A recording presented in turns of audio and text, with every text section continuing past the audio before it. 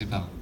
Bon alors, Réplique est un roman finalement ambitieux. Au début, on se dit c'est un roman de genre. On est là aussi dans quelque chose qui est proche du thriller, peut-être aussi. Il y a un personnage de policier, mais c'est un policier des paysans, c'est un policier japonais, débonnaire, qui n'est pas un maigret, mais qui a des caractéristiques suffisamment exotiques pour nous intriguer et en même temps suffisamment humaine pour paraître universelle.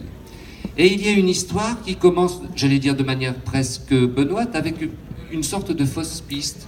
C'est Fukushima et cette radioactivité qui submerge non seulement un pays, mais également, j'allais dire, les mentalités. Et au-delà de ça, il y a une histoire très particulière entre un enseignant et une de ses élèves. Alors, ces différents fils se finissent par se mêler très étroitement et j'avais envie de poser une question à l'écrivain cette fois. Est-ce que tout est venu d'emblée, l'idée de mêler ces différents univers, ou est-ce que ça s'est construit au fur et à mesure de l'écriture? Ça s'est vraiment construit au fil de l'écriture, parce que l'idée de départ, c'était ce couple, Elisabeth Vincent. Elle a un accident de voiture qui la laisse suffisamment handicapée pour qu'elle ne puisse plus jouer de piano.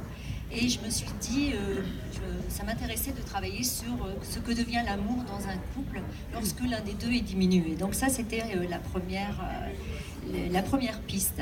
Ensuite, évidemment, le Japon, puisque j'y ai vécu pendant longtemps, une quinzaine d'années. Et puis, j'ai vécu les événements de Fukushima. Donc j'avais aussi envie d'en parler, de montrer comment Tokyo avait changé, puisque Fukushima nous alimentait en électricité, ce qu'on ne savait pas évidemment, mais on a su à cause de toutes les coupures de courant qu'il y a eu, et puis cette catastrophe, quand il y a une catastrophe de cette ampleur, les réactions des uns et des autres, qui ne sont pas toujours celles auxquelles on s'attend. Voilà. Ensuite, ce professeur, c'est vrai, j'avais envie de parler de la double culture aussi, puisque l'essentiel se passe au sein du lycée français de Tokyo. C'est cette manipulation sur fond de justement cette période de flottement autour de Fukushima où les réactions sont diverses, et ce professeur qui perd pied un petit peu, et Nina donc ma petite franco-japonaise, qui le manipule en quelque sorte.